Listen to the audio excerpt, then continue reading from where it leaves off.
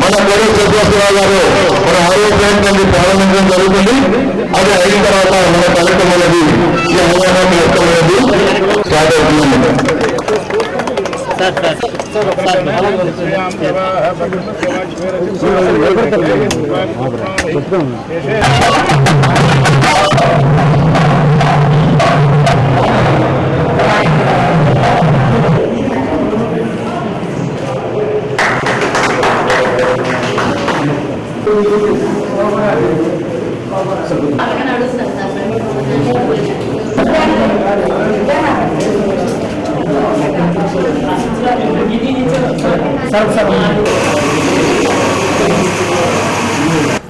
ఈరోజు నాకు ఒక మంచి రోజుగా భావిస్తున్నాను. చంద్రబాబు గారు, ప్రధానమంత్రి మోడీ గారు ఈ దేశం అభివృద్ధి చెందాలంటే, రాష్ట్ర అభివృద్ధి చెందాలంటే ముఖ్యమైన అంశాలు 3. ఒకటి అక్షరాస్యత పెరగాలి. 2 అక్షరాస్యత పెరిగితే, అవగాహన పెరిగితే ఆరోగ్యం, పరిశుభ్రత, పారిశుద్ధ్యం ఇవన్నీ మెరుగుపడతాయి. ఈ 2 జరిగితే ఆర్థిక అభివృద్ధి సాధ్యం. మౌలికంగా ఇప్పుడు మరి విజయనగరం జిల్లాలో అక్షరాస్యత చూసినా తక్కువగా ఉంది. లైట్లు కట్టుకుని పారిశుద్ధ్యాన్ని పాటించే పరిణామం కూడా తక్కువగా ఉంది. కాబట్టి స్వచ్ఛాంధ్రప్రదేశ్ కి ఒక స్పీకర్ గా నన్ను కన్వీనర్ గా ఏర్పాటు చేస్తే, ముఖ్యమంత్రి గారితో మాట్లాడిన తర్వాత రాష్ట్రంలో 13 జిల్లాలు కూడా తిరిగి ఈ అక్షరాస్యత గురించి, ఈ లైట్లు కట్టుకోవడం, దాంతో పాటు మంచి నీరు తాగడం, పరిసరాలను పరిశుభ్రంగా ఉంచుకోవడం, వ్యసనాన్ని బాగు చేసుకోవడం, పచ్చని చెట్లు నాటుకోవడం, ఇప్పుడు వర్షపు నీళ్ళని వర్షం పడ్డప్పుడు వర్షం నీళ్ళ విలువ మనకు తెలియదు. వర్షం లేకపోతేనో కరువు వస్తేనో పంటలు ఎండిపోతుంటేనో నీళ్ళు అనేది తెలుస్తుంది. అలాంటి నీళ్ళని మనం ప్రభుత్వం బంగారంగా భావించాలి. బంగారంగా దొరుకుతుంది, ఖర్చు 10 రూపాయలు ఎక్కువ పెడితే నీళ్ళు దొరకు ఎంత ఖర్చు పెట్టినా. అలాంటి నీళ్ళని దాచిపెట్టుకొని భూగర్భంలో పొదుపుగా వాడుకొని తాగడానికి కానీ సాగు కానీ ఉపయోగించుకునే విధానం మనం తెలుసుకోకపోతే, మెరుగుపరచుకోకపోతే ఆర్థిక అభివృద్ధి జరగదు. ఇవాళ ఈ ఊళ్ళో జరిగినటువంటి కార్యక్రమాలు ఇవన్నీ మనం చూస్తున్నాం. మొదటిది పొలాలకి ఉన్న నీళ్ళని పొదుపుగా వాడుకోవడానికి రెయిన్ గన్స్ చూసుకున్నాం. బోరింగ్ పెట్టి రెయిన్ గన్ నీళ్లు పెట్టారు. మంచినీళ్ళ ట్యాంకర్లను పెట్టి రెయిన్ గన్ వాడుకుంటున్నారు. పంట గుట్ట నుంచి రెయిన్ గన్తో పంటలకు నీళ్లు గడుపుకుంటున్నారు. చరిత్రలో మొట్టమొదటిసారిగా పంటలకి ట్యాంకర్లుగా నీళ్లు పెట్టి వ్యవసాయం చేయడం ఎప్పుడు వినాలి ఎవరైనా? ట్యాంకర్లతో నీళ్లు ఉపయోగం. కరువు వస్తే చంద్రబాబు నాయుడు గారు కూడా అనంతపూర్లో మకాన్ వేసి వందలాది ట్యాంకర్లతో నీళ్లు తెప్పించి రెయిన్ గన్లు పెట్టి లక్షలాది ఎకరాల పండ్ల తోటలు కావచ్చు, ముఖ్యంగా వేరుశనగ కాపాడుతూ చూస్తున్నాం. అది ఒక నిబద్ధతతో నాయకుడు చేసే పని ప్రభుత్వం.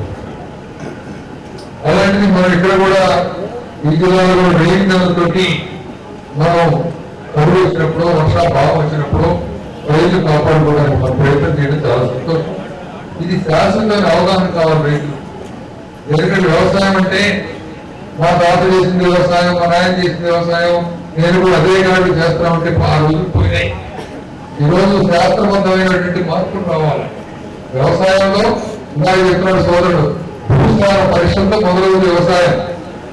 భూసార పరీక్షలతో ఏ పంట వేయాలో తెలుస్తుంది, ఏ విత్తనం వేయాలో తెలుస్తుంది, ఎంత మోతాదులో మందులు కొట్టాలో తెలుస్తుంది, ఎంత మోతాదులో ఎరువు వేయాలో తెలుస్తుంది. పండిన పంటకి ఏ తెగులు వస్తే ఏ పంట ఏ ముందు పడాలో తెలుసుకోవాలి. పండిన తర్వాత అమ్ముకోవడం తెలియాలి, పంటను దాచిపెట్టుకోవడం తెలియాలి. ఇవన్నీ లేకపోతే వ్యవసాయం దైవాధ్యాయ సర్వీస్ అయిపోతుంది. ప్రజలు పనిచేస్తున్నారు బట్టి ఉపయోగించుకోవాలి. అదేవిధంగా ఒక విషయం మీరు గుర్తుపెట్టుకోండి, వ్యవసాయం అనేది ఎంతో లాభసాటి కార్యక్రమం కాదు. పెట్టుబడికి వస్తే చాలా రోజులు వచ్చినాయి, పెట్టుబడి రావాలని భయం వచ్చిన రోజులు వచ్చినాయి. వ్యవసాయం మానేసి ఇంకో చోటికి ఏదైనా పోదామా, ఇంకేదైనా పనిచేద్దామనే రోజులు వచ్చినాయి. కాబట్టి వ్యవసాయం మార్పులు రావడంతో పాటు వ్యవసాయానికి అనుబంధంగా మీరు పాడి పశువులు పెంచుకుంటారా, పూలను పెంపకం చేసుకుంటారా, లేకపోతే మేకలు గొర్రెలను పెంచుకునే అవకాశం చేస్తారా, లేదా కూరగాయలు చిన్న కూరగాయలతో ఇంటి ఖర్చు తగ్గించుకుంటారా, ఇలాంటి ఆలోచన చేయాల్సిన రోజులు వచ్చినాయి. దయచేసి ఆలోచించండి. ఒక్క వ్యవసాయమే కుటుంబాన్ని పోషించడానికి పనికిరాని రోజులు వచ్చినాయి. కాబట్టి ఇవన్నీ ఆలోచించాల్సిందిగా నేను కోరుతున్నాను.